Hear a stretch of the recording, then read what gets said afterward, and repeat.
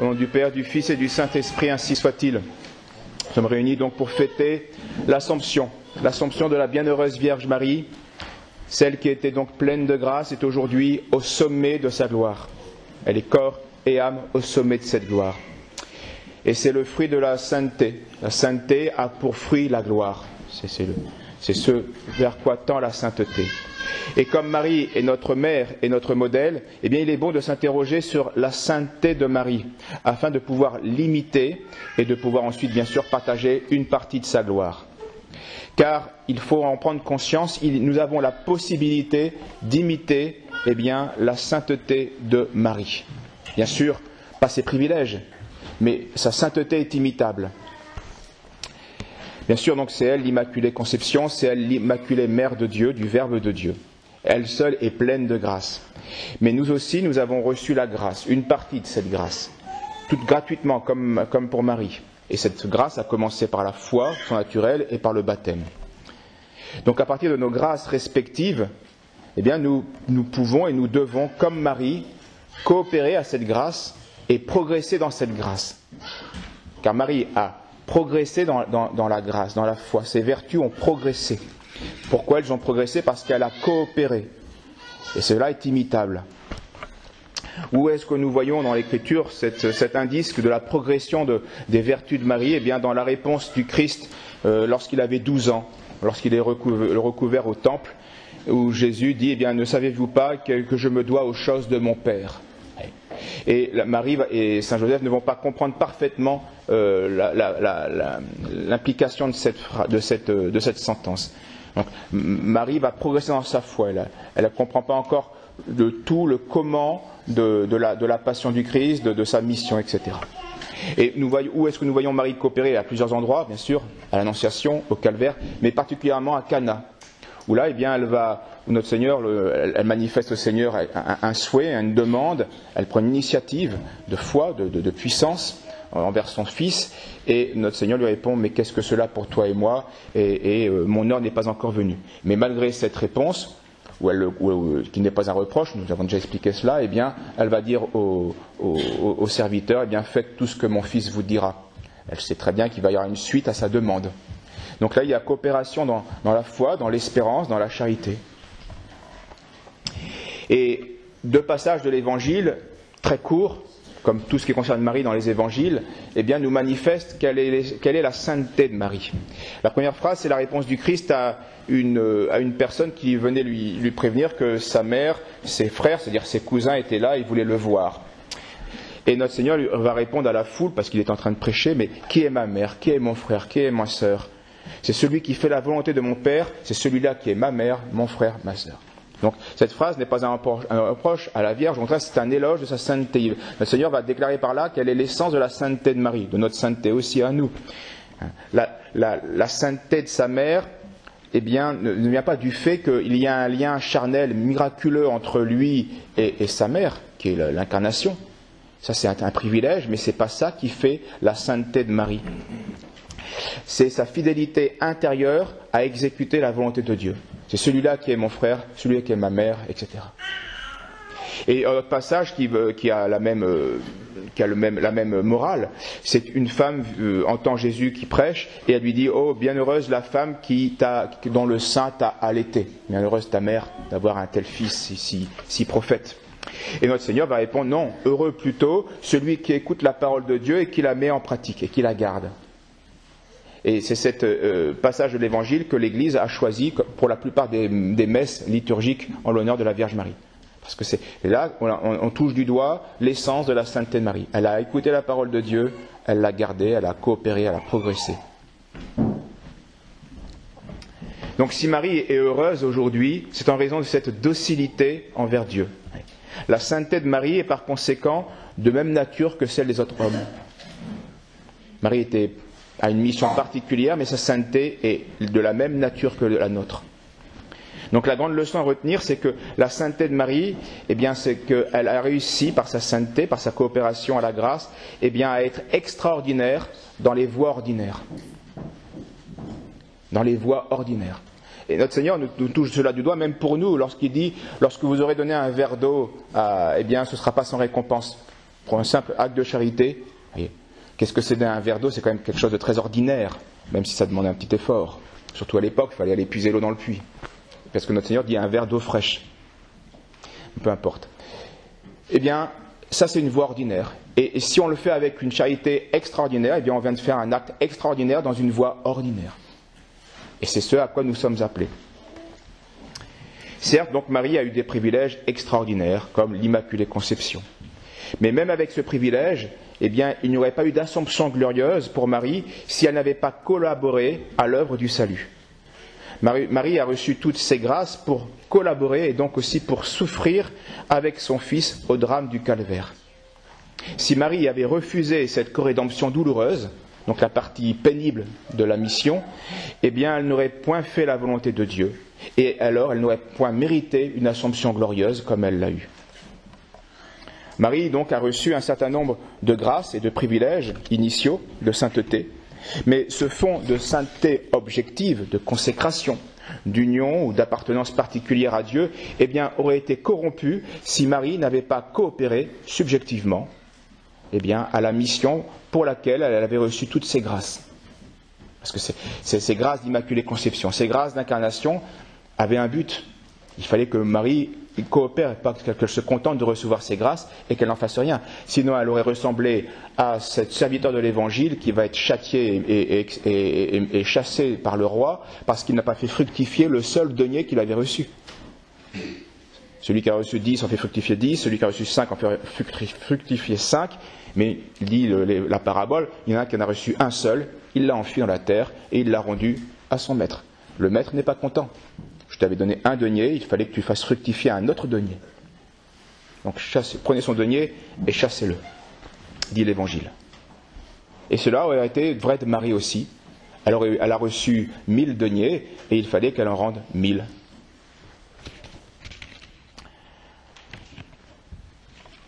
Donc Marie a été consacrée à Dieu à sa conception, consacrée à Dieu ensuite comme mère de Dieu par l'incarnation.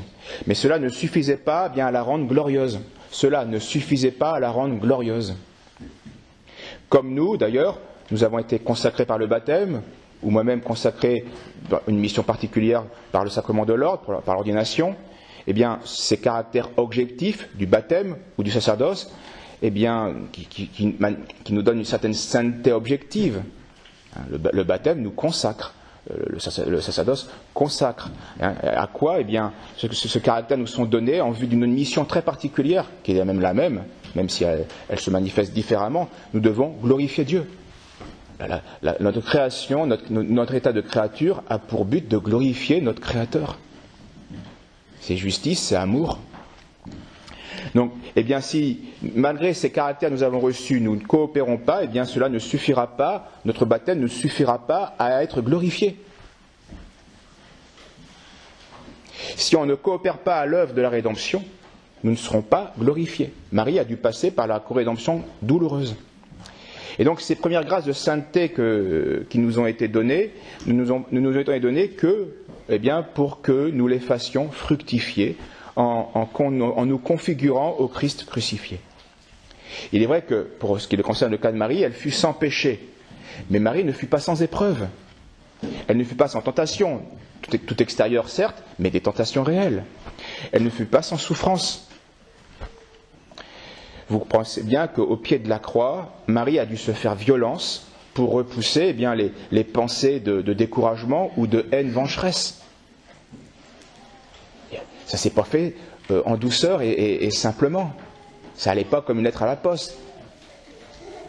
Elle a dû vraiment poser des actes là de soumission, d'abandon, de foi, d'amour, de charité, héroïque.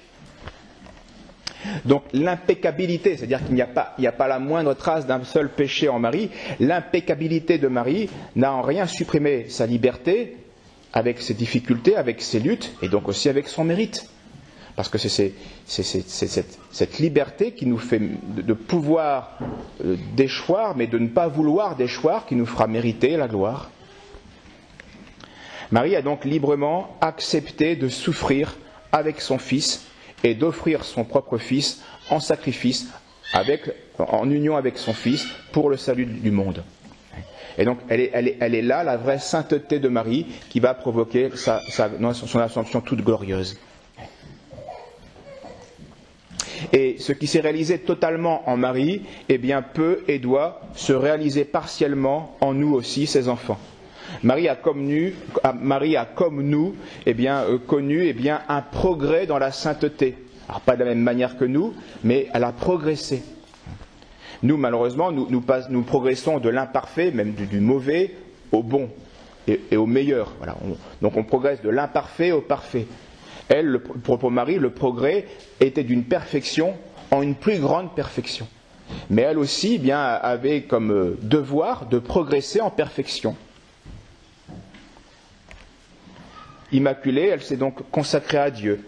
Mais sa foi et son espérance eh bien, ont suivi une certaine progression. Et tout simplement d'abord parce qu'elle est passée elle-même de l'Ancien Testament à l'objet de la foi voilé à un objet de la foi plus dévoilé, le Nouveau Testament. Il y a eu un progrès là, objectif, mais aussi subjectif. On l'a vu avec le passage au temple à 12 ans, où sa foi va être éprouvée et va devoir se purifier et va devoir progresser. Elle a dû non seulement croire au Messie, comme nous tous, mais elle a aussi dû croire, et c'est peut-être une difficulté particulière, croire que cet enfant, ce petit enfant, était le Fils du Très-Haut. C'est pas rien non plus. Et donc cette foi eh bien, a été de plus en plus explicitée, assumée et purifiée. On le voit de manière très, très, très, très claire à Cana et de manière non claire encore au temple. Il en est de même pour la vertu de charité. La charité de Marie eh bien, a progressé. D'abord, une grande générosité à l'Annonciation, c'est évident, un grand don de soi, mais aussi ensuite, cette charité a atteint des sommets. Et un des sommets est celui du drame du Calvaire. D'ailleurs, sommet de charité qui correspond à un sommet de charité de la part du Christ même, puisque il n'y a pas plus grand amour que de donner sa vie pour ceux qu'on aime, disait Jésus-Christ. Donc là, elle a atteint des sommets quand elle s'unit eh bien, au sacrifice rédempteur de son Fils. Il y a là un don total, chez Jésus comme chez Marie. Il y a là un pardon absolu, puisqu'il se donne pour le monde qui est le monde ennemi. Et il y a là aussi une union parfaite entre le Fils et son Père, et entre Jésus et son Dieu. Marie et son Fils, son Dieu. Et ces vertus eh bien, vont encore progresser à la résurrection du Christ. Elles vont devenir à ce moment-là le moteur même de l'Église naissante. À la Pentecôte, eh bien, la révélation est complète et la sainteté de Marie, mère des chrétiens, devient définitive. Elle a vraiment là, elle a progressé de manière à accomplir bien parfaitement la mission que Dieu lui avait confiée. Et donc le fruit est mûr. Et encore quelques années, et va venir le temps enfin de la récompense, de son assomption glorieuse. Donc Marie a reçu, comme nous, eh bien, une grâce initiale. Pour elle, c'était l'Immaculée Conception. Et comme nous, sans en être vraiment conscients, en tout cas pour la plupart d'entre nous, nous avons reçu la grâce du baptême sans en être conscients, sans aucun mérite de notre part. Sans aucun mérite de notre part. Une grâce initiale. Mais Marie a toujours été fidèle à cette grâce. Là, c'est la grande différence entre elle et nous, malheureusement.